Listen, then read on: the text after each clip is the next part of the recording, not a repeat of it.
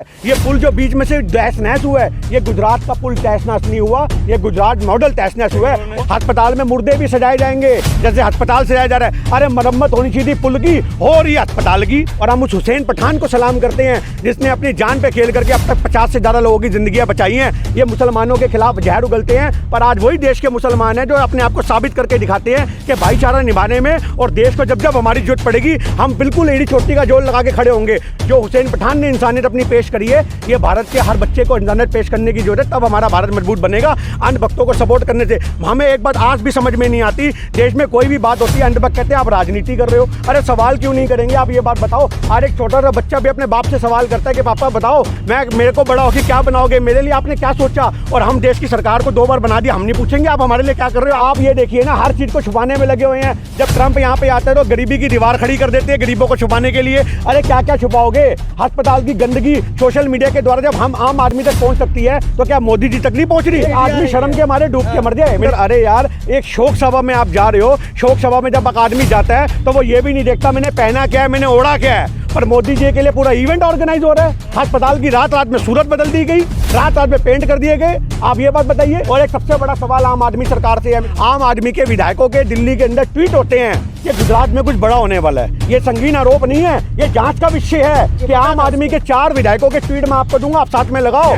4 विधायकों के अलग अलग ट्वीट एक टाइम पे आते हैं कि गुजरात में कुछ बड़ा होने वाला है, गुजरात में मोदी सरकार बैकफुट पे होगी, कुछ ही घंटों की देर होगी, बाकी वक्त रहेगी। ये तो कोइंसिडेंस भी हो सकता है ना, ये कोइंसिडेंस 4 आदमियों को होगा। ये जांच का विषय है, ये बहुत तगड़ा जांच का विषय है। जो मुख्यमंत्री 3 बार का मुख्यमंत्री और 2 बार का प्रधानमंत्री जो अपने होम टाउन में सुविधाओं का अभाव रखता है, जो अपने होम टाउन का विकास नहीं कर पाता, और आप उससे उम्मीद करते हो कि वो देश का विकास करेगा। कि मोदी सरकार के 10 साल कैसे बीते और कैसे देखते हो, तो मुझे तो ऐसा लगता है कि मैं कोई विनाशकारी फिल्म देख रहा हूँ। मैं एक विनाशकारी फिल्म देख रहा हूँ जिसका अंत होने का नाम ही नहीं ले रहा। हर दूसरे दिन में किसी ना किसी की मौत होती है, हर दूसरे दिन में लोगों की शहादत होती है, हर दूसरे दिन में कहीं ना कहीं रोना होता है। आप सरकार से सवाल करके देखो, ना मीडिया हाउस बचेगा ना मीडिया बचेगी।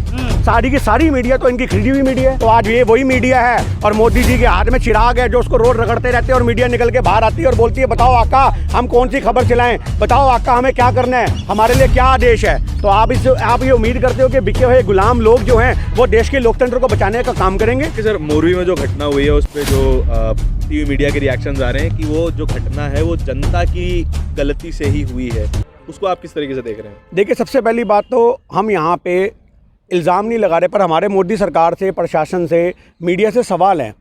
आज उस पुल की गैदरिंग 100 से 150 लोगों की थी, तो वहाँ टिकट सिस्टम भी है, तो 400 से 500 लोग वहाँ कैसे पहुँच गए?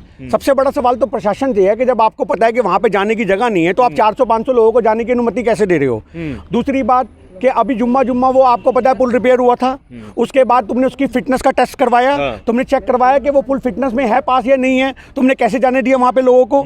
ये दूसरा सवाल। और तीसरा सवाल हमारा सरकार से यहाँ पर ये है कि मोदी सरकार हमेशा ऐसे लोगों को कॉन्ट्रैक्ट क्यों देती है कि जिनका कोई वजूद नहीं होता। अब एक बात बताइए, घड़ी और कैलकुलेटर बनाने वाली कंपनी को उठा के आप कंस्ट्रक्शन के लिए पुल दे रहे हो, ये कैसे वाजिब है? क्या देश में और कंस्ट्रक्शन कंपनियां नहीं है? पर सारी बातें यहाँ से निकल के आती हैं कि जो गुजरात का होगा, जो मोदी जी का प्रिय होगा, जो सखा होगा, उसी को सारे कॉन्ट्रैक्ट दिए जाएंगे। तो सबसे बड़ा सवाल तो मोदी सरकार से है कि जब तक प्रशासन से छेड़छाड़ होती रहेगी, जब तक करप्शन की बढ़ी चलती रहेगी, तब तक ऐसे मुद्दे हमारे सामने आते रहेंगे। अभी आपको पता होगा 2020 के अंदर गुजरात में एक इंस्टीट्यूट में आग लगी थी जिसमें बच्चे जल करके मर गए थे। उस समय जो फायर ब्रिगेड वहाँ पर आई थी, उस फायर ब्रिगेड का ये कहना था कि हमारे पास एलिवेटर जो है, सीढ़ी नहीं है कि तीसरी मंजिल तक हम कैसे जाएं। मतलब फायर ब्रिगेड के बाद जो मुख्यमंत्री 3 बार का मुख्यमंत्री और 2 बार का प्रधानमंत्री जो अपने होम टाउन में सुविधाओं का अभाव रखता है, जो अपने होम टाउन का विकास नहीं कर पाता, और आप उससे उम्मीद करते हो कि वो देश का विकास करेगा। तो ये सबसे बड़ा मोदी सरकार से सवाल है कि आप कहते हो कि हमने देश का विकास कर दिया, हमें देश को बहुत आगे लेकर के जाना है। ऐसे आगे लेके जाओगे जो 15 साल का मुख्यमंत्री रहा और उसके बाद 10 साल का प्रधानमंत्री रहा, वो अपने क्षेत्र में विकास नहीं कर पा रहा। मीडिया ने भी तो इस बार सवाल पूछना शुरू कर दिया, रिपब्लिक ने भी अपने रिपोर्टर भेज दिए, वो मुख्यमंत्री आवास के सामने जाके जो है वो रिपोर्टिंग कर रहे थे, सवाल पूछ रहे थे, उन्हें बाहर भगा दिया गया। मीडिया भी तो अब सवाल कर रहा है ना। देखिए, छोटी सी बात ये है कि मीडिया अपना कर्म ईमानदारी से करता तो ये नौबत ही ना आती। ये सवालों की जो झड़ी लगनी चाहिए थी मोदी सरकार के खिलाफ बहुत पहले लगनी चाहिए थी। पर जब ये सवाल नहीं किए गए मोदी सरकार से, उस समय तो मोदी सरकार को हीरो बनाने की पूरी इनकी क्याफत रही है। आप ये देखो कि जो इंसान हमेशा से ही गलत गलत बयानबाजी करता आता है उसको मीडिया हीरो बनाती है। मोदी जी के सारे बयान आपने देखा, बनारस में जब वहाँ पे पश्चिम बंगाल में पुल गिरा तो मोदी जी का व्यक्तव्य क्या था, उसको उन्होंने एक्ट ऑफ गॉड बता दिया कि ये भगवान की मर्जी है, भगवान आपको चेतन ना करे तो यहाँ किसकी मर्जी है मोदी जी? आप ये बात बताइए, ये पुल गिरा तो ये किसकी मर्जी है? तो बस सोचने की बात ये है कि हर मुद्दे राजनीति के नहीं होते, पर कुछ मुद्दे ऐसे होते हैं जो राजनीति अछूते भी नहीं रहते। ये पुल भी आज, जो मेरी बात सुनिए, जो पुल भी आज यहाँ पे बनाया गया और इस पुल के ऊपर इतने लोगों की मौत हुई है, बच्चे मरे हैं, उस पर सवाल खड़ा होता है प्रशासन से भी और वहाँ की सरकार से भी कि आपके वहाँ पे प्रबंध क्या थे, आपके वहाँ पे मौजूदा हालात क्या हैं।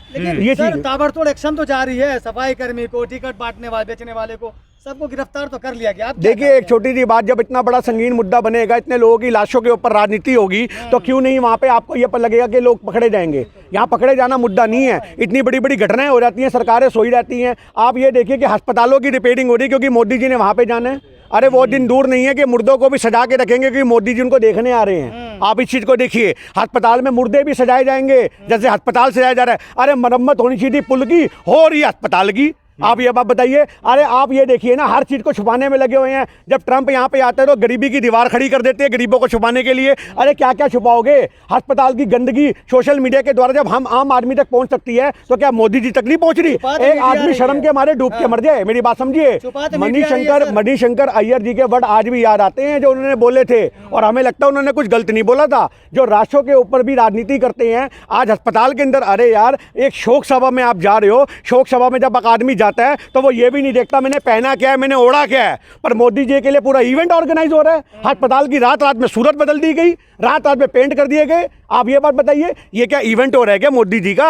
आज एक आप एक छोटी सी बात और बताइए। कल एक आदमी, मैं कह रहा हूँ हमारी अलग से भाई साहब पानी नीचे नहीं उतरा कल से अब तक, और मोदी जी के यहाँ पे आप ये देखिए फीते काटे जा रहे हैं, ट्रेनों के फीते काटे जा रहे हैं। आप ये बात बताइए। तो ये चीज को हमारा सबसे बड़ा सवाल है कि एक इंसान कैसे हंस सकता है?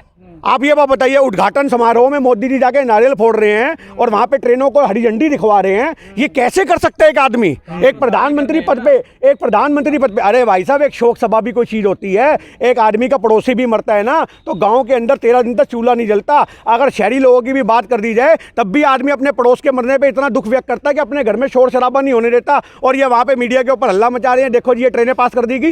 ये सोचने की बात है, ये संगीन मुद्दे हैं। तो ये चीजें हैं। लेकिन मोदी जी कल गुजरात में थे, उन्होंने कहा कि मैं एक तरफ दुख है, दूसरी तरफ कर्तव्य है, कर्तव्य पथ। देखिए मेरी एक छोटी सी बात सुनिए, यहाँ पे कर्तव्य हंस के नहीं निभाए जाते।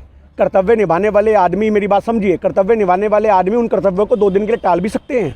ये कोई इतने बड़े प्रोग्राम नहीं थे, इनकी कोई सी चीज़ ऐसी। अरे आपने ट्रेनों के उद्घाटन करे, उसके बाद गायें भैंसों से टकरा के ट्रेनें टूट रही हैं। आप ये बात बताइए, क्या आपने विकास करा है? आप ये बात बताइए। आप नारियल फोड़ते हो तो नारियल नहीं फूटता, सड़क फूट जाती है। आप ये बात बताइए, कौन सा विकास है ये? कैसा विकास है जो हम आम जनता को समझ में नहीं आता? ये सिर्फ अंधभक्तों की समझ में आता है। कैसा विकास है? कांग्रेस के टाइम के भाई सब पुल बने हुए आज तक ज्यों के त्यों हैं। आप ये बात बताइए। कांग्रेस की सड़कें आज भी दिल्ली में जो बनी हुई हैं, उनको तोड़ने के लिए मजदूरों के सब्बल टूट जाते हैं, पर वो सड़कें आसानी से नहीं टूटती। आप ये चीज देखिए। पर आज ये गुजरात मॉडल जो टूटा है ना, ये गुजरात मॉडल ही टूटा, ये पुल नहीं टूटा, ये गुजरात मॉडल टूटा है। ये पुल जो बीच में से तहस नहस हुआ है, ये गुजरात का पुल तहस नहस नहीं हुआ, ये गुजरात मॉडल तहस नहस हुआ है। और एक सबसे बड़ा सवाल आम आदमी सरकार से है, मेरी बात को आप याद रखिएगा।